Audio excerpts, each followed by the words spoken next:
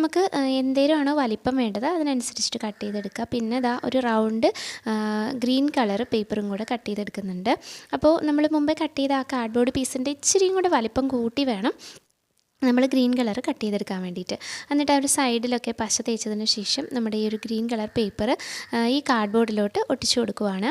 അങ്ങനെ ഒട്ടിച്ചു കൊടുത്തതിന് ശേഷം അതിൻ്റെ സൈഡ് ഒന്ന് ചെരിച്ചിട്ട് കട്ട് ചെയ്യുക. അത് കഴിഞ്ഞിട്ട് നമ്മൾ കുറേശ്ശെ പശ ആ സൈഡിൽ മാത്രം ഒട്ടിച്ചതിന് ശേഷം ഇതുപോലെ ഒന്ന് ഒട്ടിച്ചെടുക്കുന്നുണ്ട്. അപ്പോൾ ഇങ്ങനെ ഒട്ടിച്ചു കൊടുക്കുന്നതെന്ന് വെച്ചാൽ കട്ട് ചെയ്തത് നമുക്ക് ഒട്ടിക്കാനുള്ള എളുപ്പത്തിന് വേണ്ടിയിട്ടാണ്. അപ്പോൾ ഇതാ എല്ലാതും അങ്ങനെ ഫുള്ളായിട്ടൊന്ന് ഒട്ടിച്ചെടുത്തിട്ടുണ്ട് കേട്ടോ. ഇനി നമുക്ക് വേണ്ടത് വൈറ്റ് കളർ ഒരു പേപ്പറും അതുപോലെ തന്നെ റെഡ് കളർ ഒരു പേപ്പറുമാണ് വേണ്ടത്.